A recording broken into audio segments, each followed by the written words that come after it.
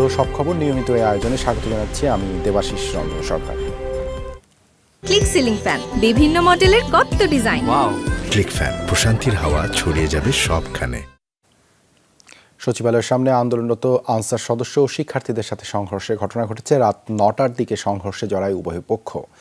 সংঘর্ষে উভয় পক্ষের বেশ কয়েকজনের আহত হওয়ার খবর পাওয়া গেছে। এর আগে বৈষম্য বিরোধী ছাত্র আন্দোলনের দুই সমন্বয়ক হাসনাত আবদুল্লাহ ও সার্জিস আলমকে আটকে রাখার খবরে সচিবালয়ের উদ্দেশ্যে রওনা হন ঢাকা বিশ্ববিদ্যালয়ের শিক্ষার্থীরা। এ সময় আনসার সদস্যরা শিক্ষার্থীদের ধাওয়া করে কয়েকজনকে লাঠিপেটা করার ঘটনা ঘটে। এই অবস্থায় দুপক্ষের মধ্যে অবস্থান নেন সেনা সদস্যরা। দুপক্ষকে বুঝিয়ে পরিস্থিতি নিয়ন্ত্রণের চেষ্টা করেন তারা। এর আগে আনসারে অস্থায়ীভাবে নিয়োগপ্রাপ্ত সদস্যদের রেস্ট বা কর্মহীন থাকার প্রথা বাতিলের সিদ্ধান্ত নেয় স্বরাষ্ট্র মন্ত্রণালয়। উপদেষ্টা জানিয়েছেন এতে তাদের আরও ৬ মাস থেকে ১ বছর কর্মহীন থাকতে হবে না। বলেন সুপারিশ প্রণয়ন কমিটির রিপোর্টের ভিত্তিতেই বঞ্চিত আনসারদের জাতীয়করণের দাবির বিষয়ে সিদ্ধান্ত নেওয়া হবে। এরই প্রেক্ষিতে আন্দোলন স্থগিত ঘোষণা করেন আনসার সমন্বয়করা, কিন্তু তারপরও সচিবালয়ে ঘিরে রাখে আনসার সদস্যরা। এদিকে আনসারের ডিজি বলেন বিশৃঙ্খলা আন্দোলনকারীরা অঙ্গীভূত আনসার, তাদের সাথে ব্যাটালিয়ন আনসারের কোনো সম্পর্ক নেই। পরে বৈষম্য বিরোধী ছাত্র আন্দোলনের সমন্বয়ক সার্জিস আলম বলেন কোনোভাবেই সচিবালয় ঘেরাও করে কোনো আন্দোলন হতে দেয়া হবে না।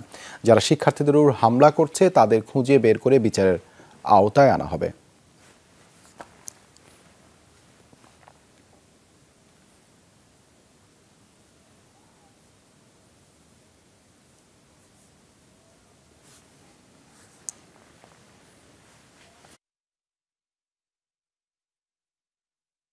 শুধু একটি জিনিস বলে দিতে চাই, যে শকুনরা আমাদের ভাইদের রক্ত ঝরিয়েছে তাদের বিচার না হওয়া পর্যন্ত আমরা ঘুমাতে পারি না। তারা মনে করে 16 বছরের ক্ষত 16 দিনে পূরণ করে দিতে হবে। তারা ওই ফ্যাসিস্ট আওয়ামী লীগের চোখ বন্ধ করে থাকা, গুপ্তি মেরে থাকা এক একটা দালাল। এদিকে সচিবালয়ে শিক্ষার্থীদের উপর আনসার বাহিনীর হামলার ঘটনায় টিএসসিতে সারা রাত অবস্থান কর্মসূচি নিয়েছে বৈষম্য বিরোধী ছাত্ররা। এই মুহূর্তে টিএসসিতে ব্রিফিং চলছে, সরাসরি যাচ্ছি সেখানে। এখন পর্যন্ত আমাদের 60 শিক্ষার্থী আহত।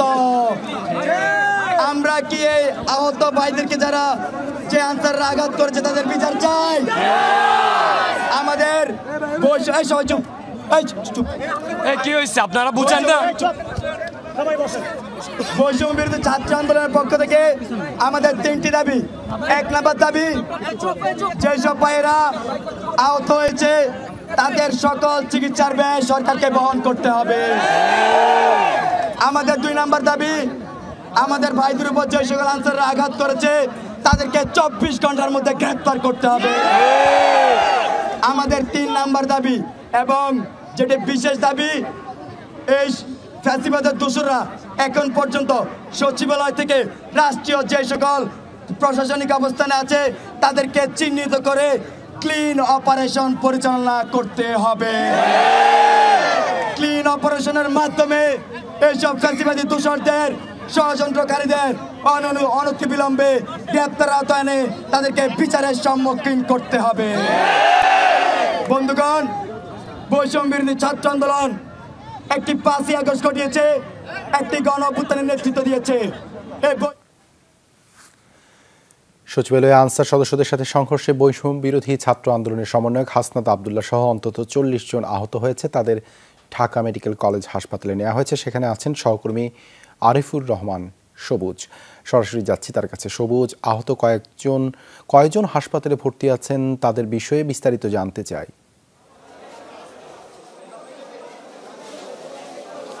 দেবাশিস, এখন পর্যন্ত নিশ্চিত করে বলা যাচ্ছে না যে কতজন আহত হয়েছেন, তবে কিছুক্ষণ আগে ছাত্র উপদেষ্টা, অন্তর্বর্তীকালীন সরকারের 2 উপদেষ্টা নাহিদ ইসলাম এবং আসিফ মাহমুদ সজীব মিয়া, এই 2 জন এসেছিলেন। যারা আহত তাদের অবস্থা কি সেটি দেখে গেছেন এবং দেখে যাওয়ার পরে কিছুক্ষণ আগে, অর্থাৎ 5 থেকে 7 মিনিট আগে তারা এই জায়গা থেকে আসলে বের হয়ে যান এবং তারা যেটি জানিয়েছেন অন্তত 40 জন এখানে ভর্তি আছেন এবং এর মধ্যে অন্তত 8 থেকে 10 জনের অবস্থা বেশ গুরুতর, যার মধ্যে হাসনাত আবদুল্লাহ রয়েছেন এবং হাসনাত আবদুল্লাহ এখনও ঠিকভাবে সচেতন এখানে আসার পরও অন্তত আধা ঘন্টা ধরে তার জ্ঞান ফেরেনি। কিছুক্ষণ আগে কিছুটা তার জ্ঞান ফেরার মতো অবস্থা হচ্ছে, নড়াচড়া করেছেন, অর্থাৎ তার জ্ঞান ফিরেছে এটি বলা যায়। তবে তার অবস্থা এখনো বেশ গুরুতর, যারা নাহিদ ইসলাম এবং আসিফ মাহমুদ দুজনে বলেছেন, এবং চিকিৎসকরা যেটি বলছেন যে তাকে আরও 72 ঘন্টা অবজারভেশনে রাখা হবে এবং বেশ একটি ট্রমার মধ্যে তিনি যাচ্ছেন। এই ট্রমা থেকে বের হওয়ার জন্য অন্তত 72 ঘন্টা তাকে অবজারভেশনে রাখা হবে। আপনি নিশ্চয়ই দেখতে পাচ্ছেন যে আহতদের যারা গুরুতর, বেশ গুরুতর, তাদের অবস্থা যে কয়েকজনের, তাদেরকে মূলত এখানে সিটি স্ক্যান বা অন্যান্য যে পরীক্ষা নিরীক্ষার যে ব্যাপারগুলো রয়েছে সেই পরীক্ষা নিরীক্ষাগুলোর ব্যাপারগুলো করা হচ্ছে। যাদের উন্নত চিকিৎসার, অর্থাৎ এখানে নাহিদ ইসলাম এবং আসিফ মাহমুদ যেটি বললেন, ওনারা চিকিৎসকদের সঙ্গে কথা বলেছেন, চিকিৎসকদের সঙ্গে কথা বলে যেটি বলছেন যে এখানে সর্বোচ্চ যেই চিকিৎসাটি নিশ্চিত করার দরকার সেই চিকিৎসাটি এখন পর্যন্ত নিশ্চিত করার ব্যবস্থা করা হচ্ছে। এখন পর্যন্ত এখানে যে চিকিৎসা সেবা দেওয়া হচ্ছে সেটি যথেষ্ট। এর পরবর্তীতে যদি কোনো উন্নত চিকিৎসা লাগে তাহলে সেই অনুযায়ী ব্যবস্থা নেওয়া হবে। ধন্যবাদ সবুজ যুক্ত হবার জন্য। এদিকে আনসার সদস্যরা অন্তর্বর্তী সরকারের উপদেষ্টা নাহিদ ইসলাম সহ বৈষম্য বিরোধী ছাত্র আন্দোলনের সমন্বয়ক ও সচিবালয়ের কর্মকর্তাদের অবরুদ্ধ করে রেখেছে এমন খবরে চট্টগ্রাম ও রংপুরে বিক্ষোভ করেছেন শিক্ষার্থীরা। রোববার রাত 8টায় চট্টগ্রাম নগরীর 16 শহর রেলওয়ে স্টেশনে বিক্ষোভ করেন তারা। পরে মিছিল নিয়ে নগরীর 2 নম্বর গেট মোড়ে অবস্থান নেন শিক্ষার্থীরা। এ সময় তারা অভিযোগ করেন আনসার সদস্যদের দাবি মেনে নেওয়ার ঘোষণা দেওয়ার পরও তারা নৈরাজ্য সৃষ্টির চেষ্টা করছে। ছাত্র সমাজ তা মেনে নেবে না। রংপুরে প্রেস ক্লাবের সামনে থেকে রাতে বিক্ষোভ মিছিল বের করে বৈষম্য বিরোধী ছাত্র আন্দোলন। মিছিলটি নগরীর বিভিন্ন সড়ক ঘুরে আবারও প্রেস ক্লাবে গিয়ে শেষ হয়। দেশে অস্থিতিশীল পরিস্থিতি সৃষ্টির যে কোনো অপচেষ্টা রুখে দেওয়ার ঘোষণা দেন শিক্ষার্থীরা।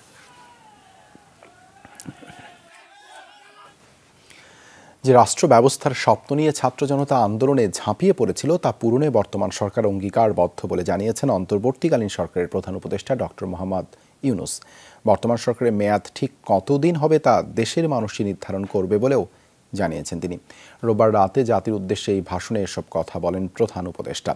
বলেন দ্রুততম সময়ে সরকারের উপদেষ্টাদের সম্পদের হিসাব প্রকাশ করা হবে এবং সরকারি কর্মকর্তাদের ক্ষেত্রেও এটি বাধ্যতামূলক করা হবে। দাবি দাওয়া আদায়ের বিষয়ে ধৈর্য ধরতে সব পক্ষের প্রতি আহ্বান জানিয়েছেন প্রধান উপদেষ্টা। মুক্ত বাতাসের রাষ্ট্রের যে স্বপ্ন নিয়ে ছাত্র জনতা আন্দোলনে ঝাঁপিয়ে পড়েছিল, আমি তাদের সেই স্বপ্ন পূরণে অঙ্গীকারবদ্ধ। আমাদের সকল উপদেষ্টা দ্রুততম সময়ের মধ্যে তাদের সম্পদের বিবরণ প্রকাশ করবেন। পর্যায়ক্রমে এটা সকল সরকারি কর্মকর্তাদের ক্ষেত্রেও নিয়মিত এবং বাধ্যতামূলক করা হবে। আমরা অপরাধীদের চিহ্নিত করতে চাই এবং তাদের শাস্তি দিতে চাই, যেন ভবিষ্যতে কারো হুকুমে দেশপ্রেমিক কোনো বাহিনীর, পুলিশের, র্যাবের কোনো সদস্য হত্যাকাণ্ড, গুম ও অত্যাচারে জড়িত হওয়ার সাহস না করে। একটা বিষয়ে সবাই জানতে আগ্রহী, কখন আমাদের সরকার বিদায় নেবে। এটার জবাব আপনাদের হাতে। কখন আপনারা আমাদেরকে বিদায় দেবেন? গত 16 বছরের অনেক দুঃখ কষ্ট আপনাদের জমা আছে, সেটা আমরা বুঝি। আমাদের যদি কাজ করতে না দেন তাহলে দুঃখ ঘোচানোর সকল পথ বন্ধ হয়ে যাবে। ফেনীতে ধীরে ধীরে পানি নামতে শুরু করেছে, কিন্তু তাতে এখন পর্যন্ত বন্যা পরিস্থিতির বড় কোনো পরিবর্তন ঘটেনি। এখনও বিপর্যস্ত ফেনীর সবকটি উপজেলা, তলিয়ে আছে জনপদ। গৃহহীন মানুষের হাহাকার, বিশুদ্ধ পানিসহ ত্রাণের জন্য রোগবালের প্রাদুর্ভাবও শুরু হয়েছে। সেই সঙ্গে বেড়েছে ডাকাতের আনাগোনা। ফুলগাজী, পরশুরাম, ছাগলনাইয়া, ফেনী সদর থেকে দাগনভূঞা স্বস্তির খবর নেই কোথাও। ডায়াবেটিস জ্বালা মানুষ, ডাক্তারের কাছে যাইতাম, দাগনভূঞা যাইয়ে দাগনভূঞা ডাক্তার দেখাম। আশ্রয় কেন্দ্রে কিছু কিছু মানুষ গেছে এবং কিছু কিছু মানুষ মনে করেন কান্নাকাটি করে আপনার বাড়ি থেকে কেউ বাইরে হতেছে না। রোগ ব্যাধির জন্য যদি পর্যাপ্ত কেউ আরো আগায় আসে, সবাইকে এটার জন্য উদারত আহ্বান জানাচ্ছি। গতকাল রাতেও আমাদের এই দিকে এই ডাকাতের উপদ্রব বাড়ছিল। নতুন করে পানি বেড়েছে নোয়াখালীর সেনবাগ উপজেলায়। এতদিন যারা ঘরে ছিলেন তারাও যাচ্ছেন আশ্রয় কেন্দ্রগুলোতে। অনেক স্থানে আছে গলা পানি। সরকারি কোনো সহযোগিতা না পাওয়ার অভিযোগ করেছেন দুর্গতরা। বিভিন্ন স্থান থেকেও ত্রাণ পৌঁছালেও প্রত্যন্ত অঞ্চলে মিলছে না এর সুফল। সব ভাঙি চুর মারে হয়ে গেছে পানির স্রোতের লগে। মুড়ি, আপনার সামান্য মুড়ি, আর সেটা অনেকে আনতেছে না। তো আমরা বন্যার্থদের জন্য ওষুধপাতি যেগুলো আনার, সেগুলো নিজস্ব ফান্ড থেকে আমরা টাকা উঠিয়ে আনতেছি। কুমিল্লা তিতাসে বন্যার পানিতে ডুবে 2 শিক্ষার্থীর মৃত্যু হয়েছে। রোববার দুপুরে উপজেলার বাঘাইরামপুর গ্রামে এই দুর্ঘটনা ঘটে। নিহত 2 শিক্ষার্থী সম্পর্কে চাচাতো বোন। জানা যায়, মাদ্রাসা থেকে ফেরার পথে সড়কের উপর দিয়ে বয়ে চলা বন্যার পানির স্রোতে খাদে পড়ে ভেসে যায় আয়েশা ও সামিয়া আক্তার। খবর পেয়ে ফায়ার সার্ভিসের উদ্ধারকর্মীরা ঘটনাস্থলে পৌঁছে অভিযান চালায়। শিশু দুটিকে উদ্ধার করে তিতাস উপজেলা স্বাস্থ্য কমপ্লেক্সে নিয়ে গেলে কর্তব্যরত চিকিৎসক তাদের মৃত ঘোষণা করেন। রাওয়ালপিন্ডি টেস্টের খবর। পাকিস্তানকে 10 উইকেটের বিশাল ব্যবধানে হারিয়েছে বাংলাদেশ, যা ইতিহাসে দেশটির বিপক্ষে টাইগারদের জন্য প্রথম টেস্ট জয়। এর আগে মাত্র 146 রানে শেষ হয় পাকিস্তানের দ্বিতীয় ইনিংস। 30 রানের লক্ষ্যে কোনো উইকেট না হারিয়েই পার হয় বাংলাদেশ। আগের দিনের করা 1 উইকেটে 23 রান নিয়ে শেষ দিনের খেলা শুরু করে পাকিস্তান। দিনে অন্তর্বর্তী সরকারের সংস্কার কর্মকাণ্ডের প্রতি পূর্ণ সমর্থন রয়েছে বিএনপির, তবে সেই সংস্কার হতে হবে যৌক্তিক সময়ের মধ্যে, এমনটাই বলেছেন বিএনপির মহাসচিব মির্জা ফখরুল ইসলাম আলমগীর। সিলেটে সাংবাদিকদের সাথে মতবিনিময় সভায় তিনি বলেন, কাউকে অনির্দিষ্টকাল সময় দেয়া যাবে না, রাষ্ট্র সংস্কারে দলগুলোর সাথে অবশ্যই আলোচনা করতে হবে। তিনি অভিযোগ করেন, সাবেক প্রধানমন্ত্রী শেখ হাসিনা ভারতে বসে বাংলাদেশের মানুষকে বিভ্রান্ত করার চেষ্টা করছেন। এ সময় বিএনপি নেতাকর্মীদের লুটপাট দখল বিষয়ে প্রশ্ন করা হলে মির্জা ফখরুল বলেন, যারা এসব অন্যায়ের সাথে জড়িত তারা বিএনপির কেউ নয়, তাদের চিহ্নিত করে আইনের হাতে তুলে দেওয়ার আহ্বান জানান বিএনপি মহাসচিব। নারায়ণগঞ্জ 1 আসনের সাবেক সংসদ সদস্য ও সাবেক বস্ত্র ও পাট মন্ত্রী গোলাম দস্তগীর গাজীর 6 দিনের রিমান্ড মঞ্জুর করেছেন আদালত। রোববার বিকেল 5:30টার কিছু পরে Narayanganj senior judicial magistrate Kazi Mohammad মোহসেনের আদালতে হাজির করা হয়। তাকে 10 দিনের রিমান্ড আবেদন করে পুলিশ। শনিবার মধ্যরাতে গোলাম দস্তগীর গাজীকে রাজধানীর শান্তিনগর থেকে আটক করা হয়, পরে নারায়ণগঞ্জ পুলিশের কাছে সোপর্দ করা হয়। গেল 21 আগস্ট তার বিরুদ্ধে রূপগঞ্জ থানায় হত্যা মামলা করা হয়। শেখ হাসিনার পদত্যাগের পর আনন্দ মিছিলে রূপগঞ্জে গুলিবিদ্ধ হয়ে মারা যায় স্কুল ছাত্র রোমান মিয়া। এই ঘটনায় নিহতের খালা বাদী হয়ে শেখ হাসিনা, ওবায়দুল কাদের, গোলাম দস্তগীর গাজী ও তার ছেলেকে হুকুমের আসামি করে মামলা দায়ের করেন। সেই মামলায় 45 জনের নাম উল্লেখ সহ অজ্ঞাতনামা 60 জনকে আসামি করা হয়। আওয়ামী লীগের প্রচার ও প্রকাশনা সম্পাদক আব্দুস সোবহান গোলাপকে আটক করেছে পুলিশ। রোববার দুপুরে রাজধানীর নাখালপাড়া এলাকা থেকে তাকে আটক করা হয়। আব্দুস সোবহান গোলাপকে আটকের বিষয়টি নিশ্চিত করেছেন তেজগাঁও থানার ভারপ্রাপ্ত কর্মকর্তা। তাকে নানা বিষয়ে জিজ্ঞাসাবাদ করা হচ্ছে বলেও জানান তিনি। জিজ্ঞাসাবাদ শেষে তার বিষয়ে প্রয়োজনীয় পদক্ষেপ নেওয়া হবে বলে জানানো হয়।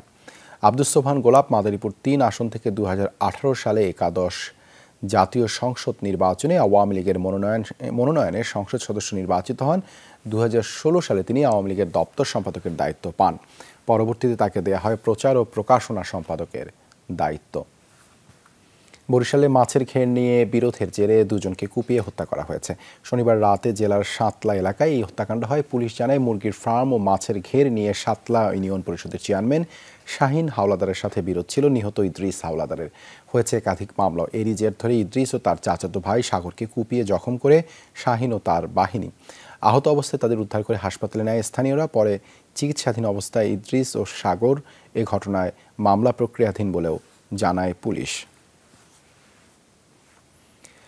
টাঙ্গাইলের ঘাটাইলে আখ খেতে শিয়াল মারার ফাঁদ পেতে সেখানেই বিদ্যুৎ স্পৃষ্ট হয়ে মারা গেছেন এক দম্পতি। রোববার দুপুরে উপজেলার রসুলপুর ইউনিয়নের হামকুড়া গ্রামে এই ঘটনা ঘটে। পুলিশ জানায়, আখ চুরি ঠেকাতে ক্ষেতের চারপাশে বিদ্যুৎ সংযোগ দিয়েছিল কৃষক আরশেদ আলী। ঘটনার আগে অসাবধানতাবশত প্রথমে তার স্ত্রী রহিমা বেগম বিদ্যুৎ স্পৃষ্ট হয়। স্ত্রীকে বাঁচাতে গিয়ে কৃষক আরশেদও বিদ্যুৎ স্পৃষ্ট হন। ঘটনাস্থলে মৃত্যু হয় তাদের। মরদেহগুলো পরিবারের কাছে হস্তান্তর করেছে পুলিশ। বন্যার্তদের জন্য খাদ্য সহায়তা দিয়েছেন নাটোরের চাল ব্যবসায়ীরা। সকালে শহরের কানাইখালী বাজারে চাল ব্যবসায়ী সমিতির পক্ষ থেকে খাদ্য সামগ্রী দেওয়া হয়। তারা শিক্ষার্থীদের হাতে চিড়া, গুড়, খেজুর, বিশুদ্ধ পানি, স্যানিটারি ন্যাপকিন সহ প্রয়োজনীয় ত্রাণ সহায়তা তুলে দেন। দেশের দুর্যোগের মুহূর্তে সবাইকে সাধ্যমতো এগিয়ে আসার আহ্বান জানান ব্যবসায়ীরা। এই ছিল আজকের সব খবরের আয়োজনে। এতক্ষণ সাথে থাকার জন্য ধন্যবাদ সবাইকে।